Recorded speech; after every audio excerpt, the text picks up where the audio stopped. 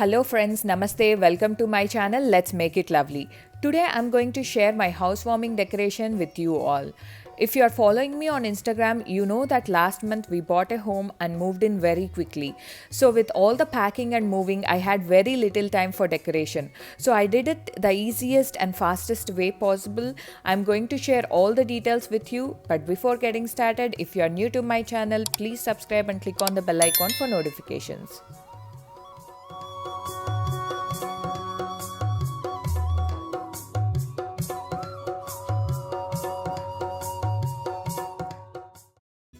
I started with a rough sketch of my backdrop. I planned it with cow and calf in the center.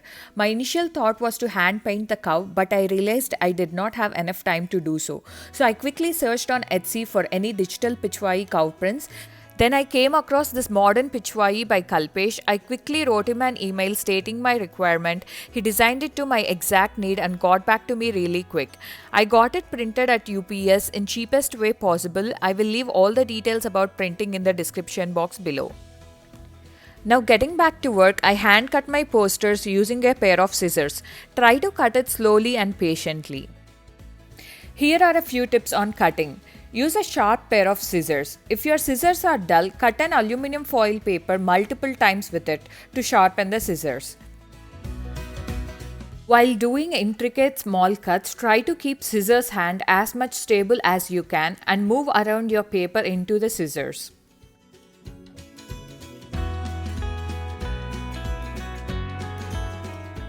For parts that are too hard to get in with a scissor, I used my X-Acto knife.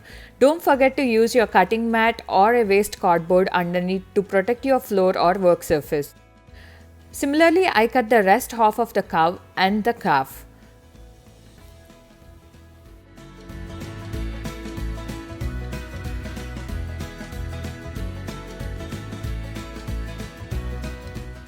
Once I'm happy with the cut, I put it on a foam board and traced it all around with a pencil. I recommend using Elmer's foam board if you want it to last a little longer or you plan on using it multiple times. Otherwise, a Dollar Tree foam board is very easy to cut. Once done tracing, cut the foam board using an X-Acto knife. Again, make sure you are using a cutting mat or a waste cardboard underneath. Take your time while cutting with X-Acto knife to avoid any injuries.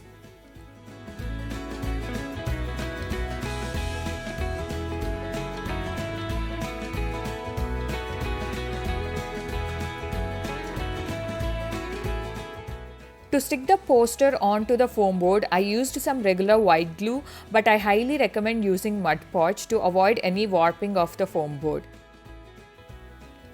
White glue usually causes foam board to warp or bend over time. Spread the glue evenly and stick the poster. Allow it to dry completely.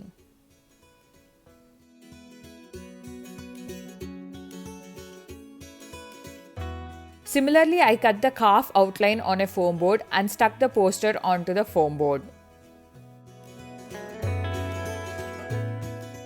While waiting for the glue to dry, I started arranging my flowers for the top pot as planned. I wanted white at the bottom, red next, and orange at the top.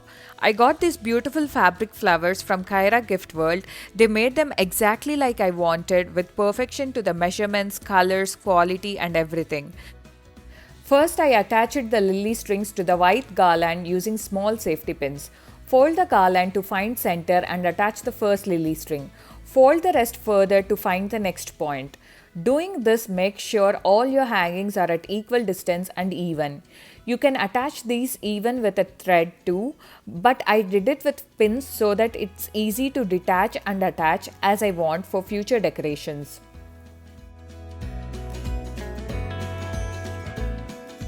Then I started attaching these garlands to mango leaves using medium-sized safety pins.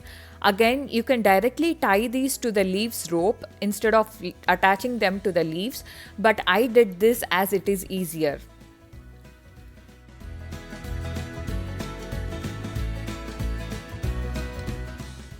After attaching the white garland on both ends, I moved on to the red and then to the orange.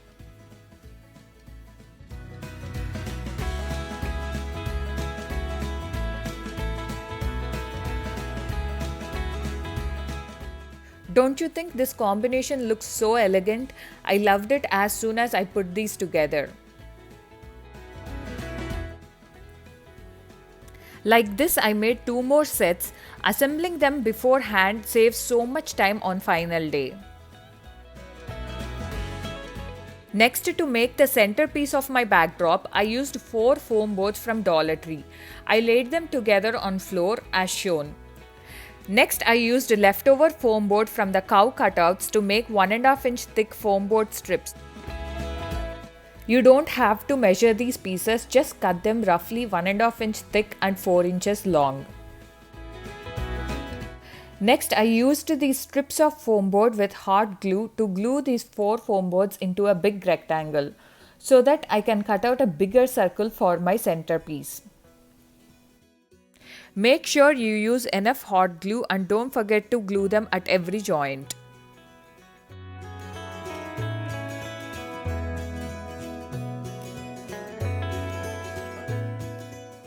Next, I knotted a thread to a pencil and stuck it in place with little bit of tape so that the thread doesn't slide on pencil.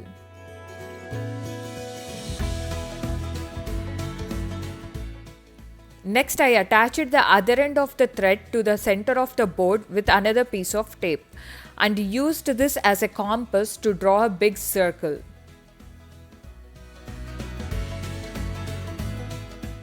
While drawing, make sure you're holding the pencil up straight and not at an angle. This helps in getting a perfect circle. Using an X-Acto knife, I cut out the circle.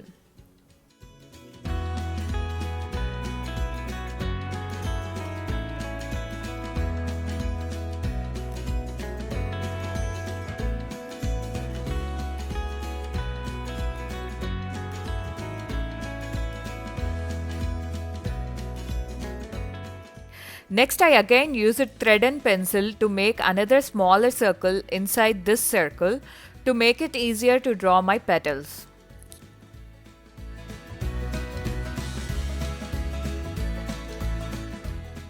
This is the easiest way to draw bigger circles in any project.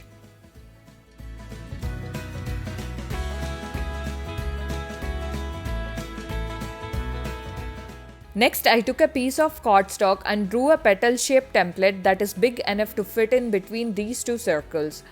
Once happy with the design, I cut it out using a pair of scissors.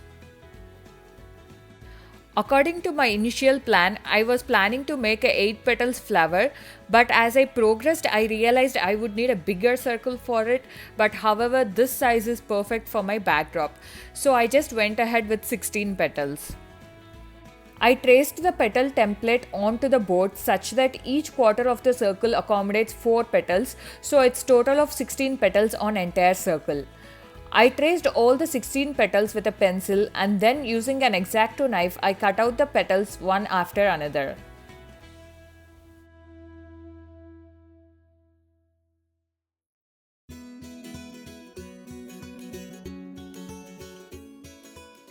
Before proceeding further, I also secured all the joints once again.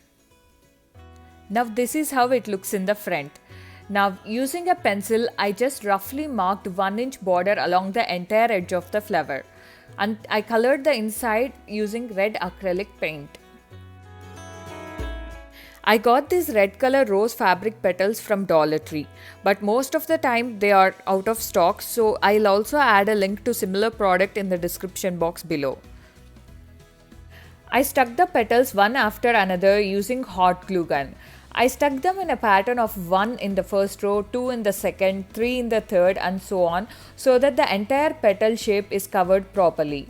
Overlap the petals so that there are no gaps. And you can see how I decrease the petal count as the petal shape changes towards the inside. Few of the petals had folds like this, so I used my hair straightener to quickly iron them and that solved the problem. Next, I took white rose petals and stuck along the 1 inch white border all around. I made sure I overlapped the petals without leaving any gaps. My niece was really sweet and helped me out throughout the project.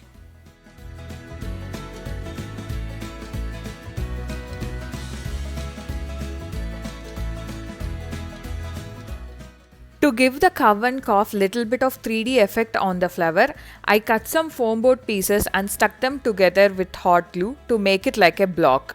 I made one big for cow and one small for calf.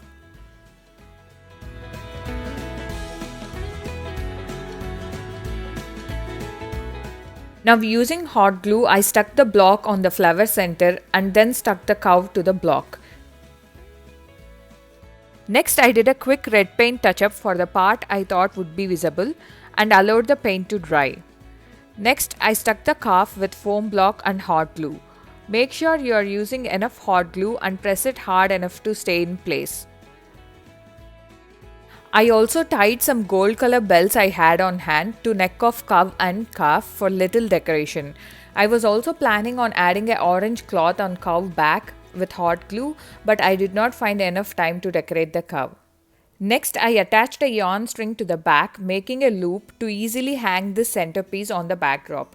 First, stick the yarn to the back of centerpiece using hot glue and next secure it with another foam piece and glue.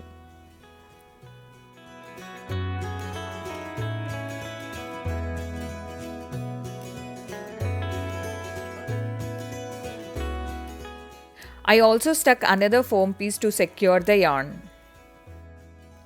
Now let's move on to setting up the backdrop. As always, I used my Livemo Studio backdrop stand and added this green backdrop curtain.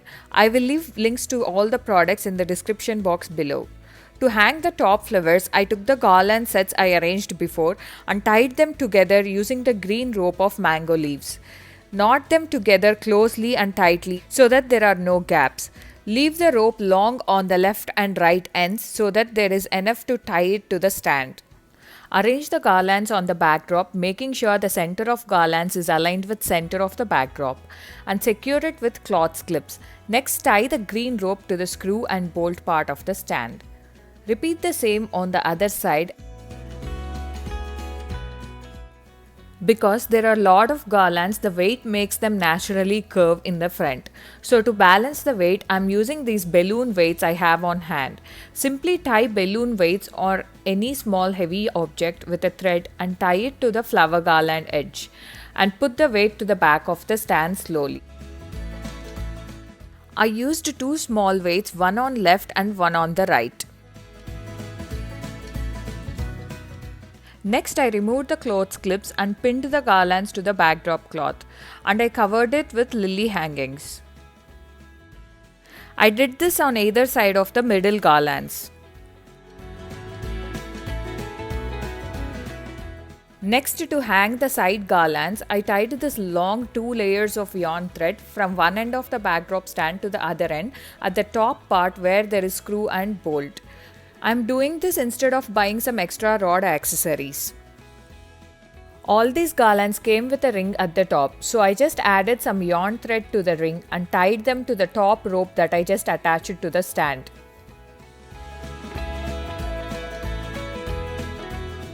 I love the look of these fabric garlands. They look so beautiful in person and I'm really impressed with the quality and service of Kyra Gift World.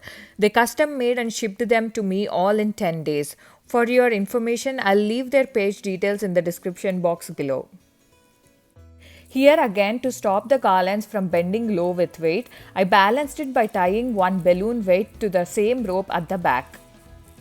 Next, we raised the height of the backdrop stand and adjusted the fabric. I added the long side garlands directly to the side screws of the backdrop stand. Next, using the safety pin, I attached the center piece on the backdrop curtain. If you are using a tripod backdrop stand like me, I highly recommend adding sandbags for stability. Next, I added these golden side tables that I made. If you haven't checked that video, please check the link in the description box below.